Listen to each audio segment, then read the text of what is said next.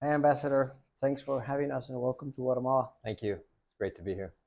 Just to get things clear right from the start, does the U.S. believe we had fair and free elections? Yes, yes, and in fact, look, I'm here on behalf of the Secretary of State. This is such an important relationship for the United States, and it has many different facets: significant trade relationship, security partnership, counter-drug partnership, a migration partnership. We're doing so much, but ultimately, we have these shared values. We have two democracies that work together. That's what our people expect. And so when the people vote and when the people speak, it's very important that the results are upheld. Had a very good meeting with the president today, who said he is preparing with the president-elect for a transition. And over the next few weeks, this is a long transition, as you know. But I was encouraged by what I heard today about supporting this transition, working with the incoming team, and that's a very good sign. People have spoken, and it's important that their will and that their voice is heard loud and clear. And you spoke about the meeting with the president, and besides that meeting, you also had some others, and you're going to have more after this interview. Uh, how are you seeing things in Guatemala? Do you feel enough commitment for democracy? Well, look, we're going to be seeing the president-elect this evening. I look forward to that meeting. Um, Look, democracy takes the work of government institutions. It takes the work of civil society. It takes the work of the justice system, the people expressing their voice, the private sector, rule of law. There's a lot that goes into making democracy work. Our democracy in the United States is imperfect, and we are still working on it to this day. I think what we have to kind of all be guarding against is for those people to use their position to reject the will of the people or to go after people who are simply trying to uphold democracy. So I am encouraged by, again, what I heard from the president today about the transition and upholding the election results. At the same time, we are concerned about kind of going after civil society leaders or journalists or attorneys who are trying to do the hard work of democracy. And so that is a subject of concern. And of course, I would raise that with anyone that I would speak with here today. We had a good set of meetings today. I think the meetings today reflected the complexity of our relationship, talking to folks working on complicated cases of migration and how to handle and increase lawful pathways for people here and to the United States.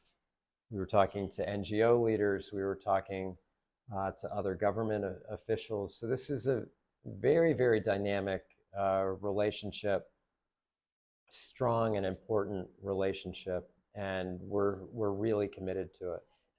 You've mentioned the importance of the relationship. What could be the consequences if the president-elect and those authorities that were elected on election day are not sworn in on January the 14th? Yeah, look, my expectation, based on what I heard from the president today, is that there will be this transition and he will be sworn in, and that's the expectation, I think, of the international community, and again, most importantly, that's the expectation of the people who voted in this election. So I don't want to go through every hypothetical, but that is our expectation. And not upholding democracy would have huge impact on many issues, especially on migration. What are your thoughts on that particular issue that it's so important to the relationship with Sure. Guatemala? And look, here I want to thank the president, thank the government, and thank the people of Guatemala for working with the United States, working with other international partners to try to solve what is obviously a hemispheric problem, but also a global problem. You know, in the hemisphere, there are 20 million people on the move who have been displaced because of crime, because of threats to their lives, because of climate change, because of food insecurity, because of what happened during COVID. Very, very difficult situation. And one of the ways this situation can be solved is we have to work together, but also democracies and creating safe and stable and secure environments for people will be a very important way of ensuring that people don't feel like they have to pick up and move. And that means rule of law, that means law and order, that means economic opportunity, that means freedom to express themselves. So look, all these things go in to ensuring that there's greater stability in this hemisphere. I think that's what we're all seeking. The vast, vast majority of people who are on the move do not want to be on the move. They would rather stay in their home communities. And I think that's what we try to work for and try to get back to, but it requires the cooperation of so many partners. And again, here I want to thank, again, the government and the people of Guatemala for working with the United States and all of us to try to solve this problem. We've done something creative here that we haven't done in many countries. We've set up these safe mobility offices. Is it working? Well, give us a chance. We're 90 days into it, and thus far, I think the results, you know, are heading in a good direction. We've had thousands of people apply. We've had a few thousand actually be referred for lawful pathways. That's a good sign. So we're just at the beginning, and we need to actually increase now the numbers of people coming through and the opportunities, again, for lawful pathways here or into the US. And Ambassador, you're here. You and your team arrived today. The exact same day, the Attorney General's office accuses the magistrates of the Electoral Court. How do you read that, and what do you think has been the role of TEC that has played in the first and second round of the elections? Now, look, I don't want to get into every specific event that has occurred. What I would like to say is that we want to see a fair and democratic transition take place. That's what the president committed to. We are concerned about what the public ministry and what the Attorney General in particular has done to go after and target individual citizens. And again, fair and free elections are a fundamental tenet of a functioning democracy. And all of us collectively have to give people confidence in their electoral systems and in their systems of government. And efforts to undermine that, I think, are not only counterproductive, but they set back people in so many ways, in their aspirations, in their dreams, in their safety, in their security, and the promise of what lies ahead. You've talked about key elements in this ecosystem that needs to be in place in order for democracy to work. And also the US has said all along that actions matter more than words. And Ministerio Público has said that, and the US has sanctioned the Attorney General. How do you take that game of words versus actions, and what would the message to those public officials that are now in place and they play a key role upholding democracy? Look, we are going to stand with people that uphold the democracy here.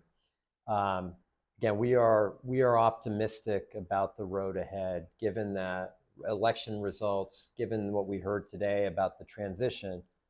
But we are also watching the threats to democracy as well, and I think that is something all of us have to watch very carefully. Again, we're an outside country.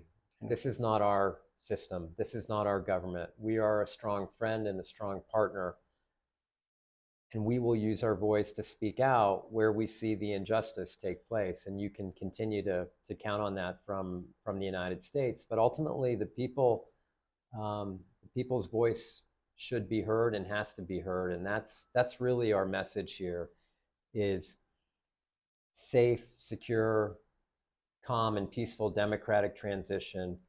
That seems to be taking place. We are concerned about some of the activities that have gone on to undermine the political party of the president-elect. And we're watching this very carefully, but more importantly, the people here are watching this very carefully. What's your message to key stakeholders in our democracy, like private sector, indigenous groups, civil society, religious groups, and more? Just thank you for everything that they've done. You know, as I said, democracy is, governments play a part, but ultimately it's the role of this ecosystem, the role of the private sector in creating economic opportunity and innovation for people. It's the role of civil society. It's the role of educational institutions. It's the role of families and caretakers. It's the role of schools. You know, all of us have to play our part to support these to support democratic transitions. And again, our message to all of them who have played such a critical role is thank you for what you have been doing. Thank you for your courage. Thank you for your support. You have a friend and partner in the United States. Before we leave and I make my last question, do you think it's coincidence that some of the people that are trying to affect democracy have been sanctioned by the US? No, of course it's not coincidence. We have certain tools at our disposal. We will use those tools as we would around the world. We will call out injustice where we see it. If we have an economic sanctions tool, if we're not able to deliver the full amount of our foreign assistance, which we can't here because of certain corruption issues and undermining of democracy, those are important tools of the United States. And we'll continue to, as I said, we will continue to use those tools. We will continue to speak out, ultimately to support the people of this great country. And last but not least, former Ambassador Pop, in a farewell interview with La Hora, expressed he was leaving with hope.